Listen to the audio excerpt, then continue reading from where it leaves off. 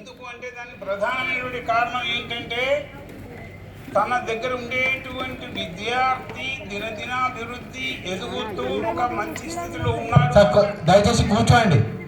కాబట్టి ఉపాధ్యాయుడు అల్ప సంతోషి. ఉపాధ్యాయుడు ఏదో కోరాడు, కేవలం తన చేతిలో ఉండేటువంటి విద్యార్థి అభివృద్ధి కోరుకునేటువంటి వాడు నిజమైన ఉపాధ్యాయుడు. అందుకోసమే సర్వేపల్లి రాధాకృష్ణన్ అన్నారు, ఉపాధ్యాయుడు జాతి నిర్మాత. జాతిని నిర్మించేవాడు ఎవరైనా ఉపాధ్యాయుడే. ప్రధానమంత్రులు, ముఖ్యమంత్రులు, రాష్ట్రపతులు, ఇంకెవరన్నా కావచ్చు, వీళ్ళందరూ కూడా విద్యార్థి దశ నుండి గురువు వద్ద విద్య నేర్చుకొని ఒక స్థాయికి ఎదిగినటువంటి ఉత్తమ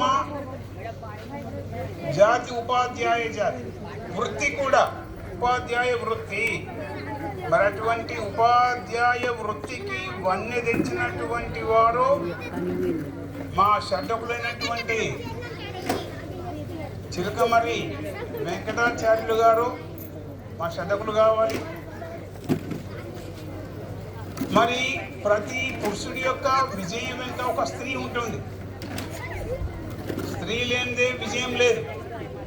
మరి దాని వెనుక ఆ ఉపాధ్యాయ వృత్తి రావడానికి గత ఇంతకాలం కూడా ఉపాధ్యాయ వృత్తిలో ఎటువంటి ఆటంకాలు లేకుండా నిర్విఘ్నంగా తన యొక్క వృత్తిని నిర్వర్తించడానికి ప్రధానమైనటువంటి కారణం భార్యామణి శ్రీలత. మరి అటువంటి ఆ ఉత్తమ ఉపాధ్యాయ వృత్తిని స్వీకరించినటువంటి వారి ధర్మపత్ని అనేటువంటి ఆ ఇద్దరు కూడా ఈ పదవీ విరమణ ఉత్సవానికి ఆనందంగా స్వీకరిస్తూ ఇప్పటి వరకు కూడా వృత్తి ధర్మాన్ని పాటిస్తూ ఇక ముందు కూడా కుటుంబ జీవన ధర్మాన్ని అనుసరిస్తూ ఆయురారోగ్యాలతోటి